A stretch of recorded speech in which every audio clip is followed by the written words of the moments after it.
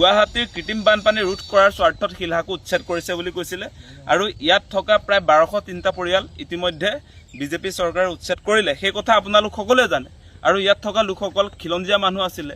সেই কথা আমি কৈছিলোঁ। কৰ্পৰেট হাউচৰ প্ৰসংগবিলাক আহিছিলে যে কৰ্পৰেট হাউচৰ বিল্ডিং থাকি গ'ল, হিম্মত সিংকাৰ, সেই কথাবিলাক আমি উত্থাপন কৰি আছিলোঁ।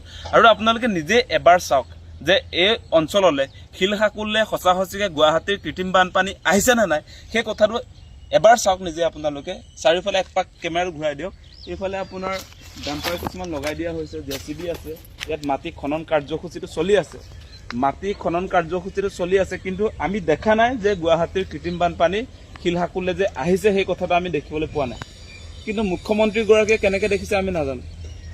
মুখ্যমন্ত্ৰীগৰাকীৰ আচলতে তেওঁ কি চকুৰে চাই পেলাই কৈছে সেই কথাটো আমি নাজানো। তেওঁৰ দিব্য চকু থাকিব পাৰে নেকি? তেওঁৰ চাগে 3টামান চকু আছে, দিব্য চকু থাকিব পাৰে। তেওঁ শিলহাকুলৈ 90% গুৱাহাটীৰ কৃত্ৰিম বানপানী আহিছে বুলি যে তেওঁ কৈছে, তেওঁ যদি দেখা পাইছে তেওঁৰ সঁচা সঁচিকৈ দিব্য চকুটো থাকিব লাগিব। দিব্য চকু নাথাকিলে 2টা চকু যদি আছে তেনেহ'লে কোনো কাৰণতে আচলতে শিলহাকুত পানী অহাটো আমি 2টা চকু থকা মানুহে দেখা নাই। মুখ্যমন্ত্ৰী হিমন্ত বিশ্ব শৰ্মাৰ 3টা চকু যদি আছে তেওঁ দেখিব পাৰে। আপোনালোকে নিজে চাই লওক তেওঁ কিমান পৰ্যায়ত আচলতে মিছা কথা ক'ব পাৰে, কিমান পৰ্যায়ত তেওঁ মিছা কথা ক'ব পাৰে সেই কথাটো আপোনালোকে বিবেচনা কৰি চাওক। ইয়াত এতিয়া মাটি খান্দি এটা কেনেকুৱা পৰিৱেশ সৃষ্টি কৰি ৰাখিছে আপোনালোকে নিশ্চয় দেখিছে। এই মাটিখিনি বোলে বিক্ৰীও কৰিছে, আমি শুনিবলৈ পাইছোঁ। ইটা ফেক্টৰীক বিক্ৰী কৰিছে। শিলহাকুৰ মাটি এতিয়া ইটা ফেক্টৰীক বিক্ৰী কৰিছে বুলি ইয়াৰ স্থানীয় লোকে ইতিমধ্যে কৈছে, আমাক জনাইছে এই অঞ্চললৈ আমি যেতিয়া আহিছোঁ। গতিকে এই মুখ্যমন্ত্ৰী হিমন্ত বিশ্ব শৰ্মাৰ দিনত সঁচা সঁচিকৈ গুৱাহাটীৰ মানুহ যে নিৰাপত্তা নহয়, গুৱাহাটীৰ মানুহ যে শান্তিত থাকিব নোৱাৰে সেই কথাটো আজি প্ৰমাণ হৈছে।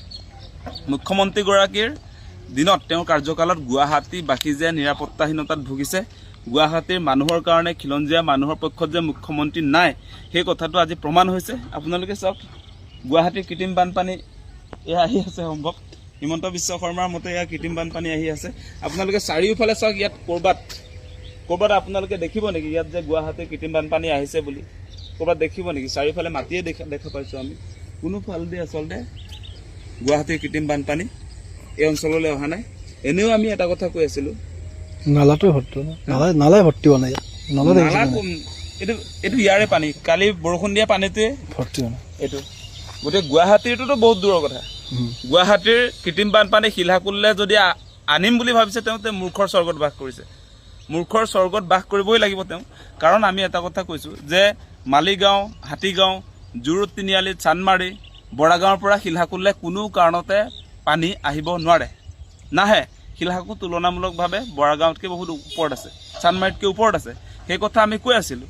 আৰু আপোনালোকে নিশ্চয় এটা কথা জানে যে কৰিব লাগিছিল, কি কৰি আছে, কি কৰিব লাগিছিলে আচলতে ভৰলু নদীখন খনন কৰা, বাহিনী নদীখন যি আমাৰ ড্ৰেইন আছে, সেই নদীসমূহ যেনেকৈ আৱৰ্জনাৰে ভৰি পৰিছে সেইবিলাকটোতো খনন কৰি পৰিষ্কাৰ পৰিচ্ছন্ন কৰি আচলতে পানীখিনি ওলাই যোৱা এটা ৰাস্তা, সুগম পথ হ'ব লাগিবনে নাই? ড্ৰেইনৰ পানীখিনি ভৰলুত পৰিব লাগিব, ভৰলুৰ পানীখিনি যাব লাগিব ব্ৰহ্মপুত্ৰত। গতিকে সেই ব্যৱস্থাপনাটো কৰিব লাগিছিলে, সেই ব্যৱস্থাপনা আজি নাই। আজি অদৰকাৰীকৈ সেই কামখিনি কৰি থৈছে। এই কামখিনিৰ জৰিয়তে আপোনাৰ কোনো কাৰণতে গুৱাহাটীৰ কৃত্ৰিম বানপানীৰ সমস্যা যে সমাধান নহয় সেই কথাটো অতি স্পষ্ট ৰূপত আজি প্ৰমাণ হৈছে। আৰু কৃত্ৰিম বানপানীৰ কবলত পৰি আমাৰ সাধাৰণ মানুহে যে ককবকাই আছে সেই কথাটো মুখ্যমন্ত্ৰীয়ে কেতিয়া উপলব্ধি কৰিব? আপোনালোকে সেই কথাটো কওক। কোনো কাৰণতে আচলতে শিলহাকুত পানী অহাটো আমি 2টা চকু থকা মানুহে দেখা নাই। মুখ্যমন্ত্ৰী হিমন্ত বিশ্ব শৰ্মাৰ 3টা চকু যদি আছে তেওঁ দেখিব পাৰে। আপোনালোকে নিজে চাই লওক তেওঁ কিমান পৰ্যায়ত আচলতে মিছা কথা ক'ব পাৰে, কিমান পৰ্যায়ত তেওঁ মিছা কথা ক'ব পাৰে।